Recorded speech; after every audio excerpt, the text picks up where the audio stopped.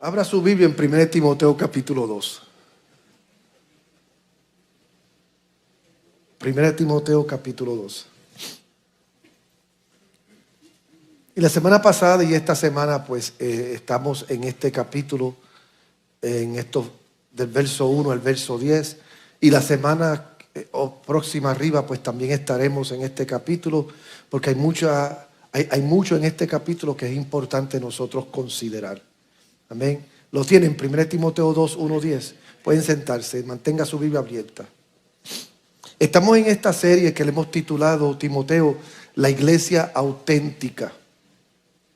La iglesia auténtica. Hoy en particular yo les quiero hablar bajo el subtema estación salvavidas. Estación salvavidas. Y quiero compartir con ustedes, es algo que no hago con mucha frecuencia por hábito de aprendizaje. Uno cuando está estudiando le enseñan a uno que nunca use una historia que no está conectada a la Biblia y hacer de esa historia el mensaje. Y si vas a contar una historia, que sea corta, y si vas a hacer un chiste, que sea corto, que no opaque el mensaje. Pero hoy quiero salirme de la rutina y quiero usar una historia que es la voy a usar como base al mensaje que les voy a predicar. Y es una historia legendaria sobre una pequeña estación de salvamento en una zona peligrosa de la costa de Nueva Inglaterra, donde se produjeron por mucho tiempo muchos naufragios. Y esta pequeña estación de salvamento no era más que una choza pequeña con un bote. Y había algunos miembros muy devotos que vigilaban constantemente el mar y se turnaban para internarse en el océano con gran riesgo, para buscar gente que se perdían en el mar y para tratar de ayudarlos y traerlos a puerto seguro.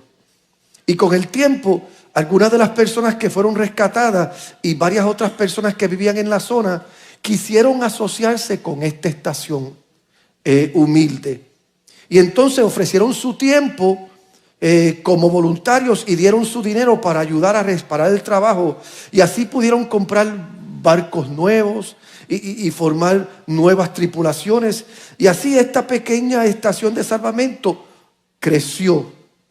Algunos de los nuevos miembros estaban descontentos porque el edificio era tan pequeño y tan atrasado que quisieron ayudar para que el edificio estuviese mejor equipado y el edificio estuviese más cómodo y tuviese todos los recursos que tenía.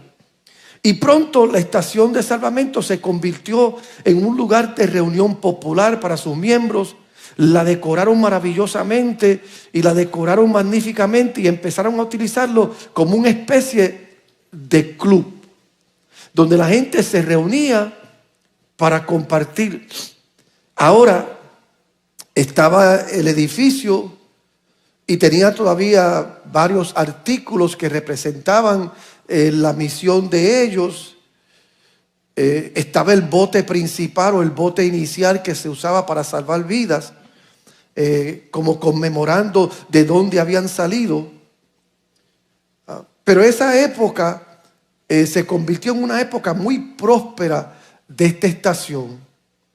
Y en un momento dado hubo un gran barco que se empezó a hundir en las aguas alrededor de la estación de salvamento.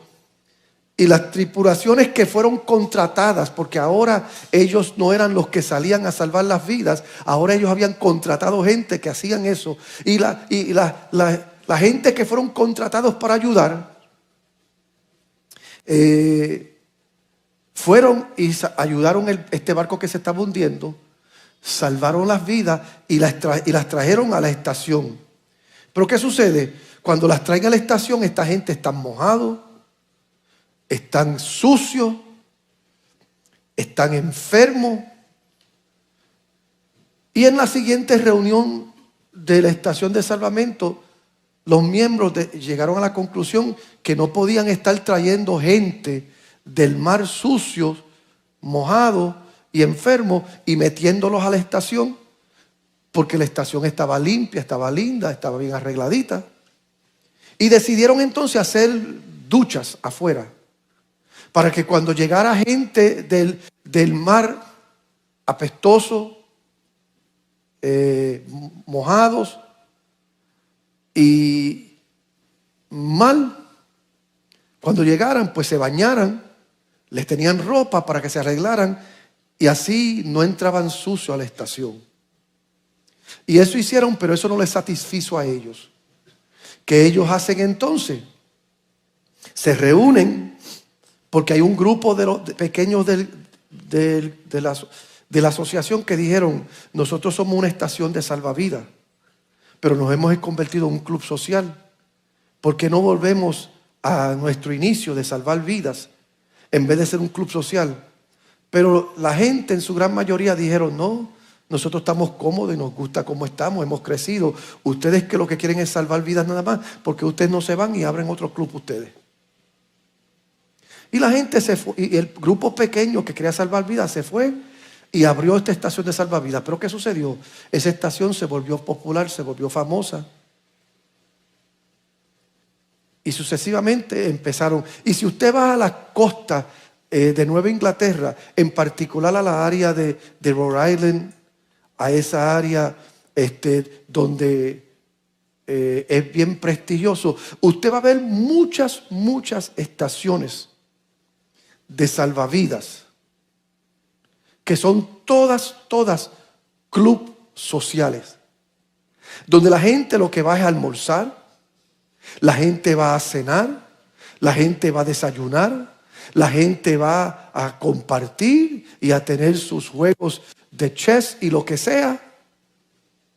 Y tienen sus decoraciones de las cosas que en el pasado hicieron, pero ninguna de esas estaciones representan aquello para lo cual fue abierto. Siguen habiendo barcos que se hunden en esa área. Siguen habiendo naufragios. Pero ahora en su gran mayoría, si el Coast Guard no puede llegar, gente muere. Porque hay muchas estaciones que lo único que hacen es reunirse para lucir bien. Al igual que aquellos primeros que se quejaron, ahora aquí está Pablo hablándole a Timoteo y a la iglesia de Éfeso. La iglesia de Éfeso es una estación de salvamento, o lo era. Y Pablo estaba preocupado de que perdiera su enfoque y olvidara su misión. Porque se habían levantado falsos maestros en la iglesia que se estaban concentrando en cosas necias. Y cada vez más la iglesia de Éfeso se estaba convirtiendo en un lugar donde la gente se reunía para socializar y especular, más bien un club de campo que una misión de rescate. Entonces Pablo escribió esta carta y le dice a Timoteo: es hora de que confronte aquello que está restándole a la iglesia su enfoque verdadero y que la iglesia vuelva a su misión. La iglesia ha existido por más de 2000 años. Y en ese tiempo la iglesia, si no ha tenido cuidado y no tiene cuidado, pierde su enfoque verdadero. Hoy tenemos templos con cruces al frente. Tenemos templos bien adornados con luces, con mucho equipo. Pero ¿será posible que en el proceso de nosotros haber crecido y tener todas las cosas que lucen bien, hemos perdido el enfoque de aquello para lo cual de verdad fuimos llamados? Y Pablo le da un consejo a Timoteo que confronte esto. Y por eso yo estoy hablando de esto, para confrontar todo aquello que puede anexarse a nosotros, conectarse a nosotros y llevarnos a un lugar donde de nombre somos cristianos, De nombre somos pentecostales. De nombre somos iglesia. Pero de misión somos todo lo contrario. Y esto es lo primero una de las primeras cosas que Pablo le dice a Timoteo. Y es el primer punto de una iglesia que es una estación de salvavidas. Es la oración de esa iglesia. La oración de una iglesia que salva vidas. En el versículo Pablo exhorta y dice que se hagan oraciones rogativas, súplicas y acciones de gracia por todos los hombres. Esto se refiere a cómo deberían vivir los cristianos en general, pero se refiere específicamente a lo que debería suceder cuando los cristianos se reúnen para adorar. Pablo dice, primero asegurémonos de que haya oración. Si vas a ser una iglesia rescate, si vas a ser una iglesia con una misión clara, si vas a ser una iglesia que está, amén, está clara en su misión de salvar vidas, la oración no debe de faltar en tu vida y en la vida de la iglesia. ¿Sabes cuál es la diferencia entre una reunión cristiana y una reunión no cristiana? Es si te detienes y expresas tu dependencia, tu necesidad y tu agradecimiento a Dios. Esa es la diferencia entre una reunión cristiana y una reunión no cristiana. Una reunión de creyentes siempre hay algún tipo de enfoque hacia la oración, hacia la acción de gracia, hacia la súplica, hacia la búsqueda del cielo. En nuestras reuniones no debe de faltar eso. Por eso en esta iglesia, por ejemplo, usted va a encontrar que si usted llega aquí temprano, y llegar aquí temprano es llegar por lo menos 15 minutos antes que el culto comience. Y si usted llega aquí a tiempo, usted va a encontrar que aquí, por los 22 años de esta iglesia, siempre nosotros empezamos con 15 minutos de oración.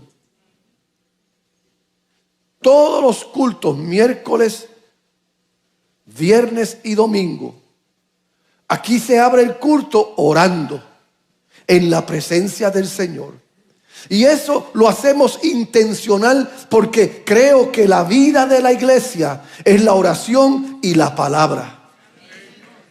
Y una iglesia que no ora no es una iglesia. Una iglesia que no busca el rostro de Dios de rodillas no es una iglesia.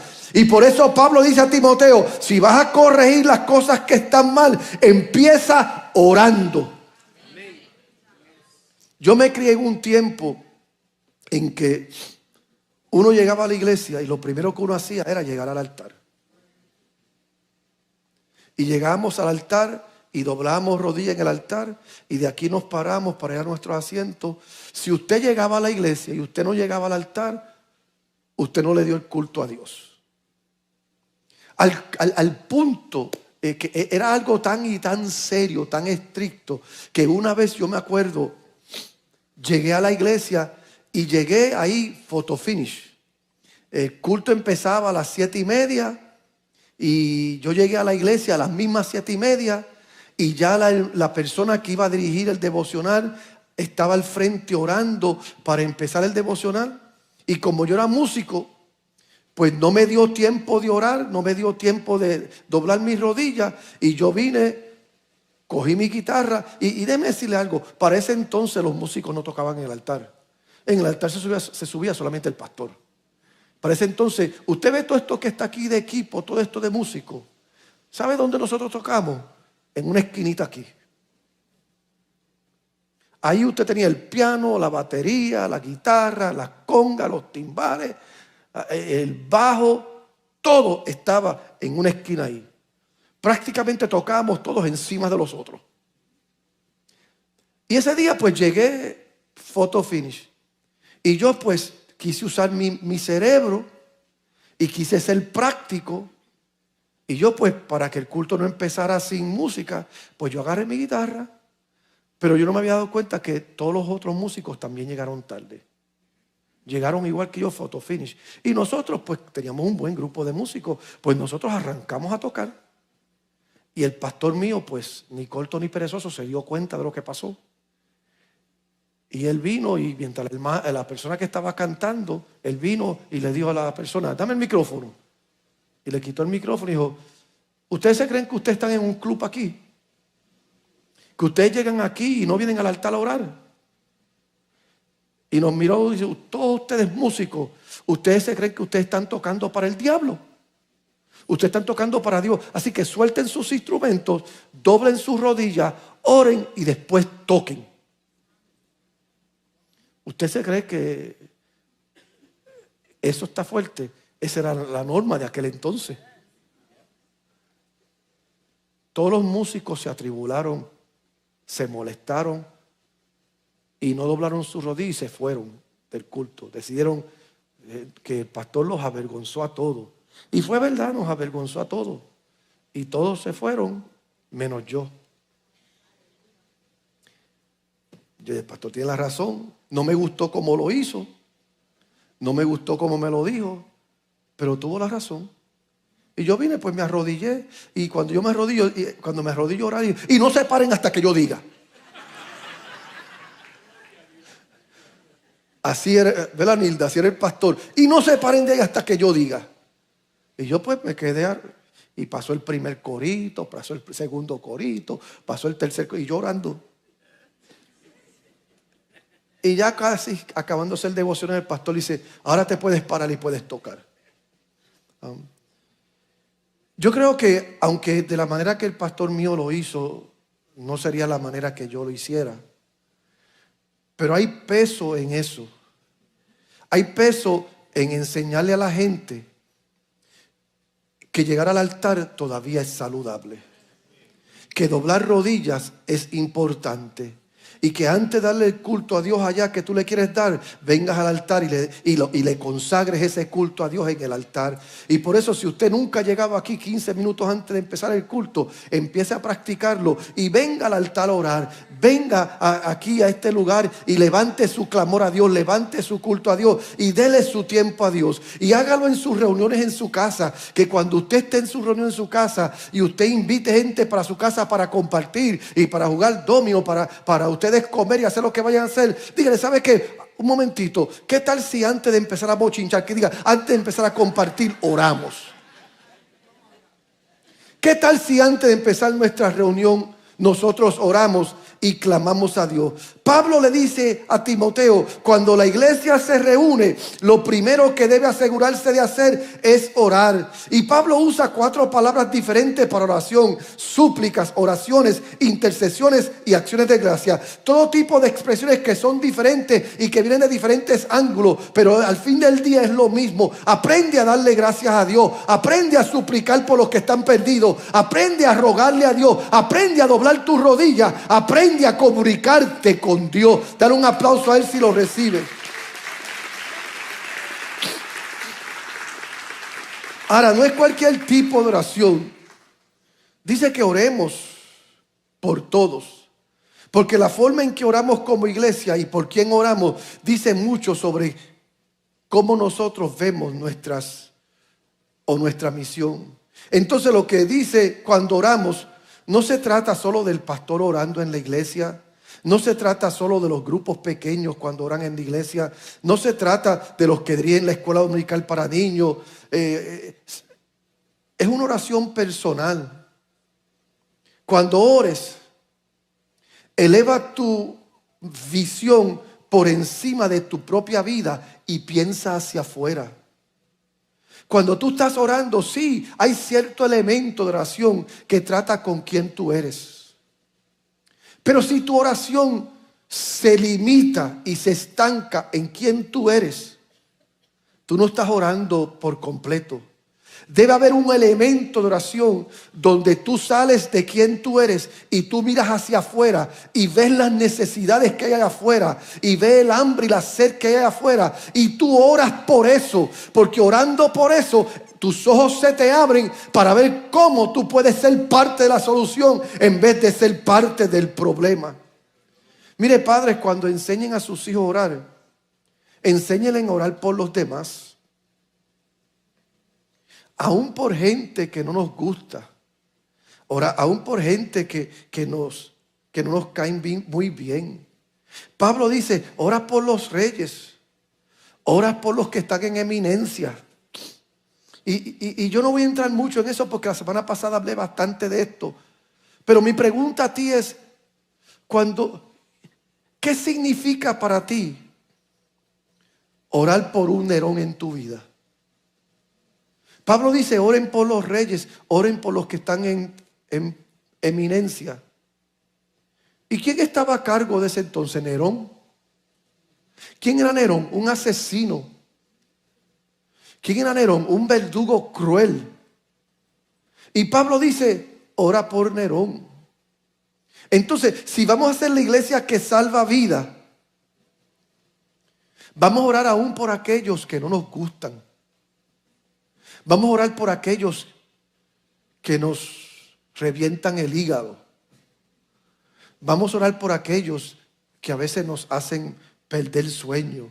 Y mire lo que Pablo dice, para que podamos llevar una vida pacífica, tranquila, piadosa y digna en todos los sentidos. Ahora, no malinterprete a Pablo. Pablo nunca está diciendo que ore para que los líderes estén bien, para que los líderes duerman en paz, para que los líderes estén prósperos. Eso no es lo que está Pablo diciendo. Pablo está orando, ora por ellos para que ellos gobiernen de tal manera que tú y yo podamos tener paz, que tú y yo podamos vivir pacíficamente, que tú y yo podamos tener las libertades que necesitamos.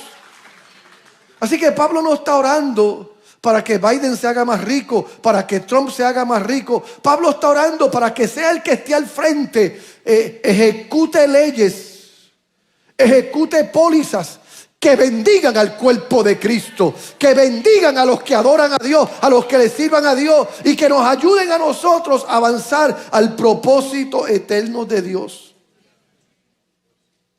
Las iglesias que son clubes de campo no hacen eso, pero las estaciones de salvavidas sí lo son. Las iglesias que tienen clara su visión, que tienen clara su misión, oran y tienen programas de oración y tienen actividades de oración. Yo doy gracias a Dios por la vida de esta casa. En esta casa, amén, no solamente tenemos tiempo de oración antes de empezar el culto.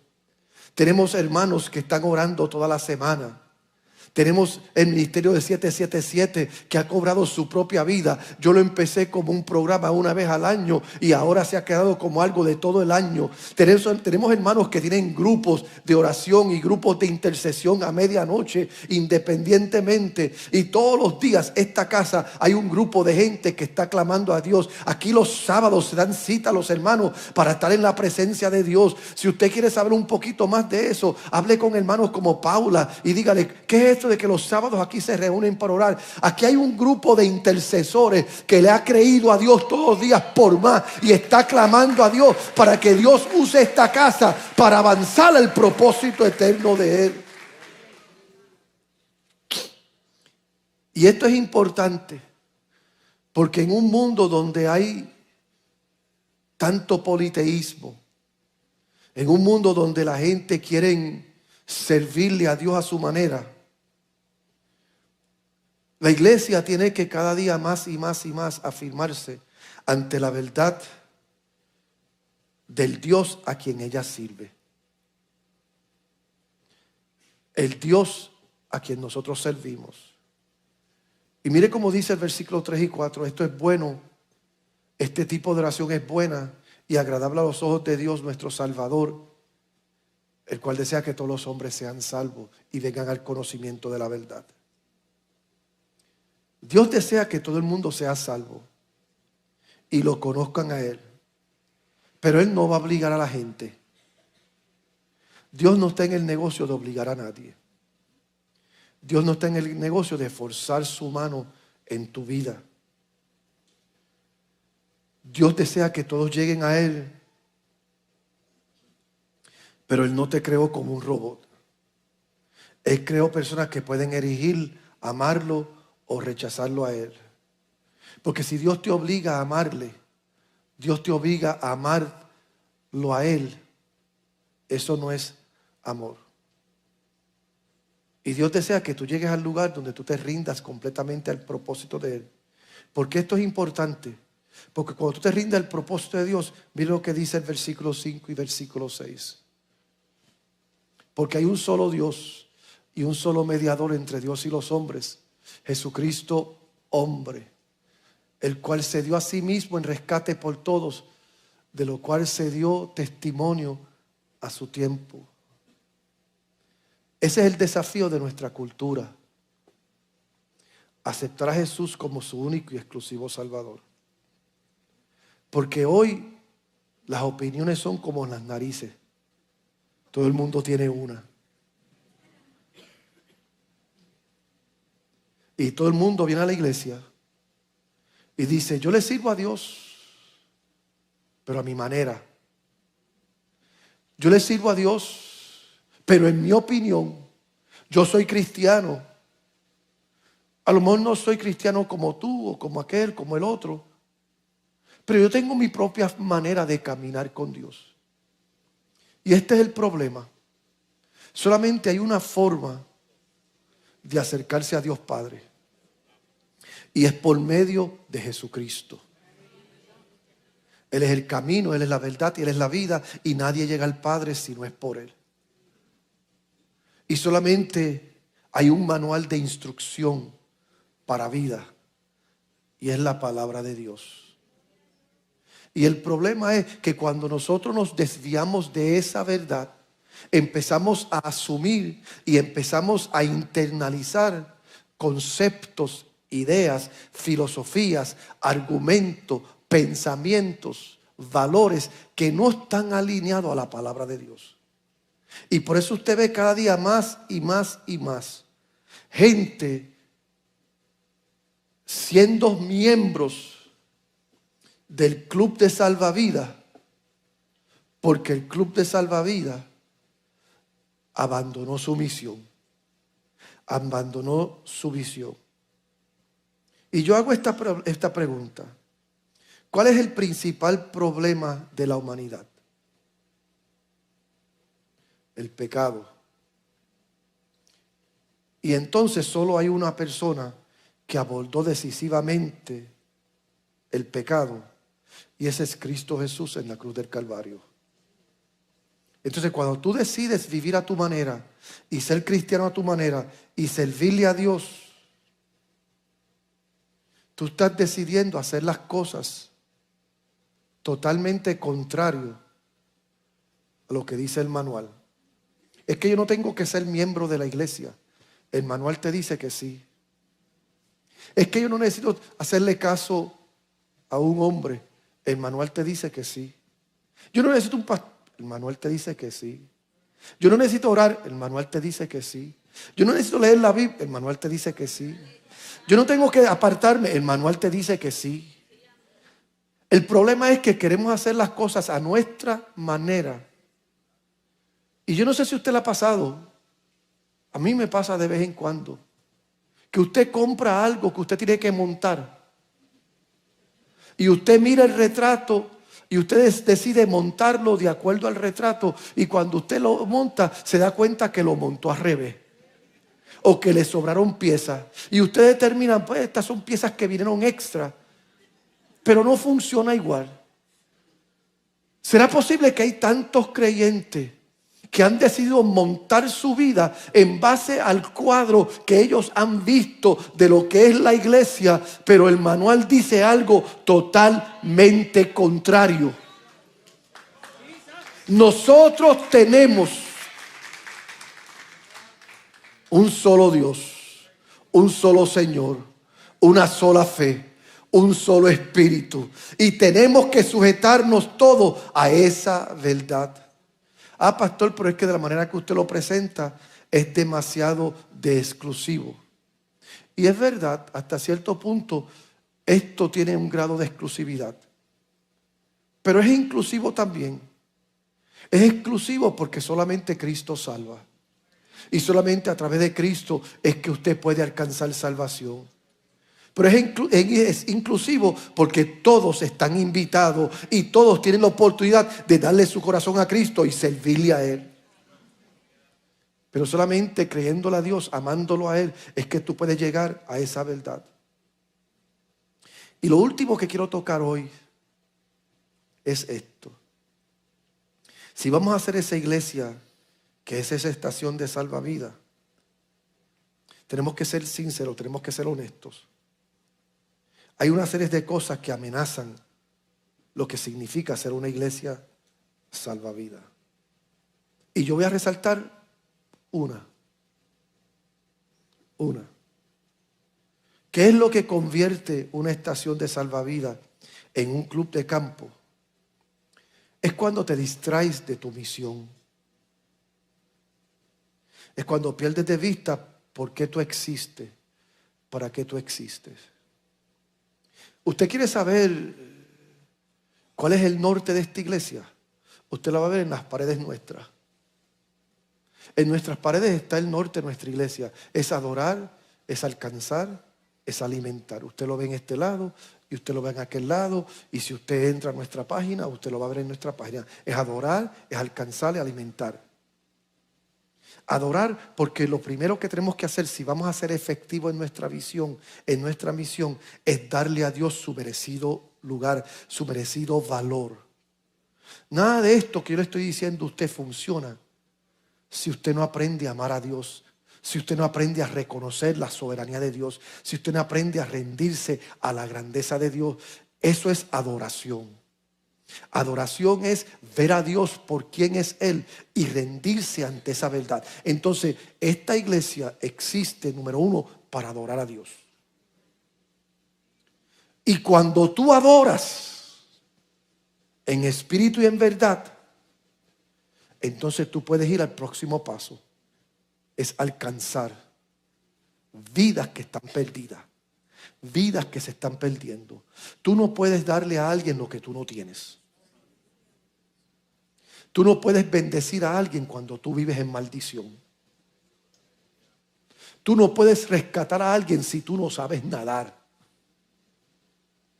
Por eso es que adoramos primero. Por eso es que queremos adorar primero, porque adorando nos rendimos a la grandeza de Dios, porque adorando abrazamos la verdad absoluta, inerrante de la palabra, porque adorando entendemos la importancia de la iglesia, porque adorando entendemos la importancia de rendirnos a los valores que vienen del cielo. Y entonces ahora podemos ir a otros y decirle: mira lo que ha hecho Dios. Y cuando viene otro a decirnos a nosotros: no, porque es que yo no pienso de esa manera, es que yo creo, es que mi opinión. Y cuando usted escuche gente así, en vez de usted respaldarlos, en vez de usted apoyarlos y simpatizar con ellos, usted le tira el salvavidas. Yo decía aquí el viernes que David había decidido creerle a Dios, confiar en Dios y esconderse en Dios. David había decidido que su delicia era estar en la presencia de Dios. Y de la manera que él lo hizo fue, él dijo: yo no voy a ofrecer sacrificio a los dioses de ellos. Y él dijo: ni el nombre de ellos estarán en mis labios. David lo que está diciendo es: yo no voy a estar de acuerdo con un mundo que se pierde. Yo no voy a estar de acuerdo con un mundo que tiene opiniones contrarias a lo que enseña la palabra del Señor. Si tú ves a alguien que se está ahogando, y es obvio que se está ahogando, y tú llegas para salvarle la vida, y esa persona te dice: no, yo estoy bien, yo sé nadar, pero es obvio que se está ahogando, ¿tú lo vas a dejar que se ahogue? Oh, yo hablo todos los días con gente que pretende estar bien, que pretenden creer que no necesitan ayuda.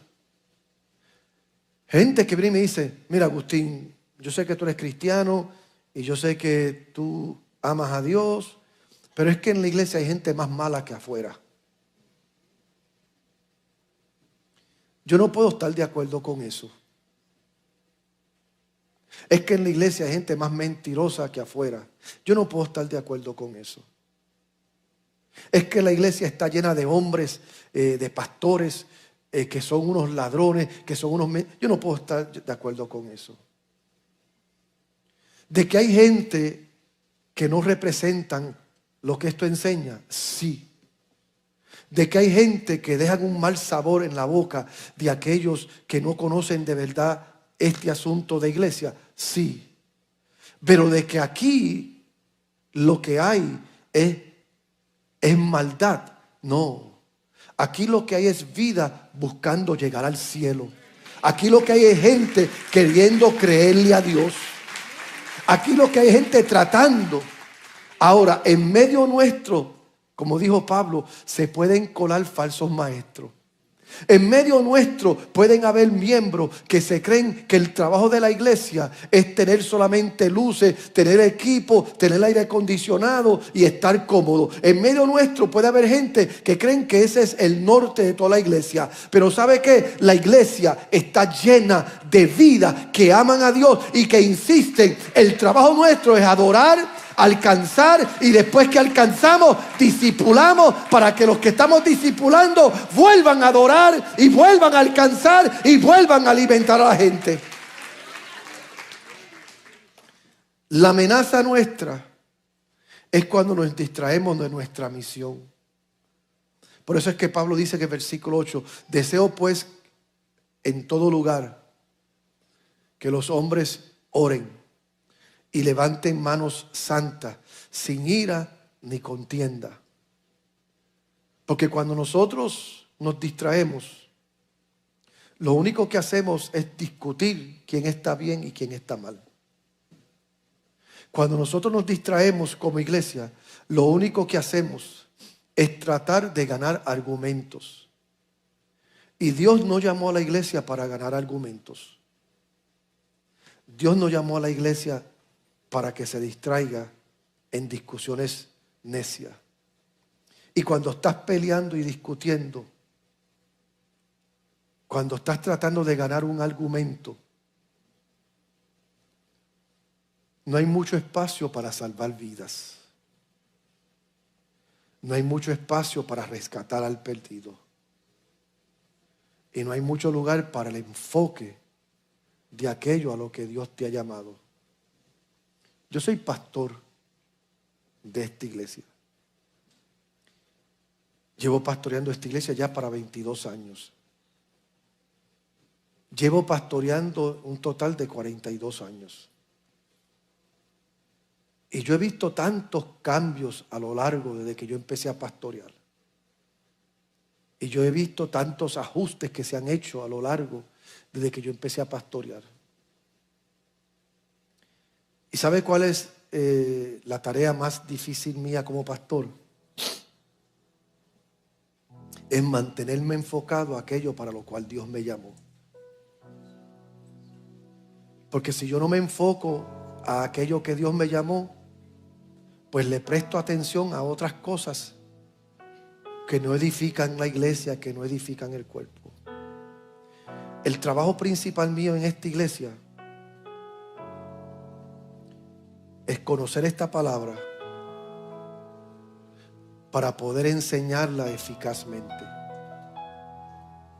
El trabajo principal mío en esta iglesia es estudiar y preparar enseñanza y preparar sermones y preparar material de educación para que como iglesia nosotros fluyamos en la verdad de esta palabra.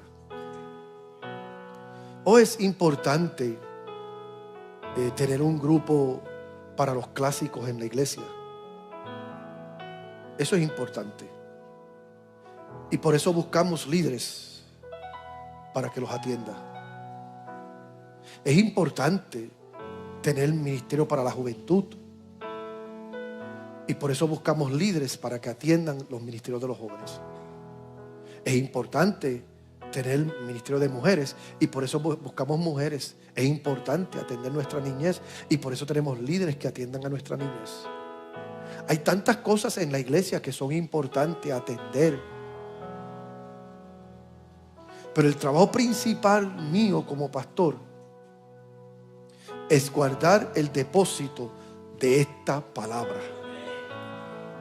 De que todo lo que se hace aquí, sea con los clásicos, sea con las mujeres, con los caballeros, con los niños, con los jóvenes, que todo lo que se haga aquí sea filtrado por esta palabra.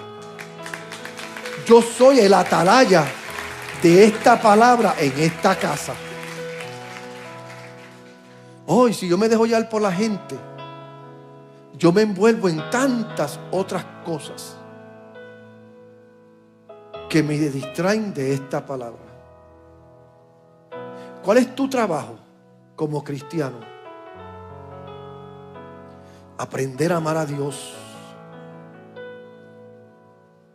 Conectarte a Él por medio de la oración y la lectura bíblica. Y crecer en esa área. Eso es adoración. Y cuando hagas eso como debes de hacerlo, y estés equipado,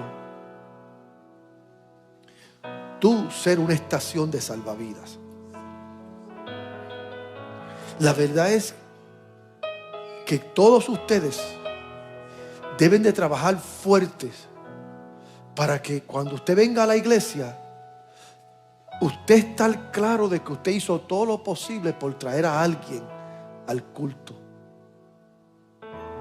Ese es el trabajo de cada uno de ustedes. Traer gente a la iglesia para que oigan este mensaje, oigan la voz de Dios, se conecten al propósito de Dios. Y yo haciendo mi trabajo en este altar, si usted los trae, Dios los salva. Si usted los trae, Dios los liberta. Si usted los trae, Dios los sana. Si usted los trae, Dios los limpia y Dios los restaura al propósito de Él. No podemos perder de vista que nuestro trabajo es salvar vidas. Si la iglesia solamente se llena de gente ya salvadas, somos un club social donde nos reunimos para entretenernos los unos a los otros. Y ese no es el llamado de la iglesia. Yo le invito a estar de pie.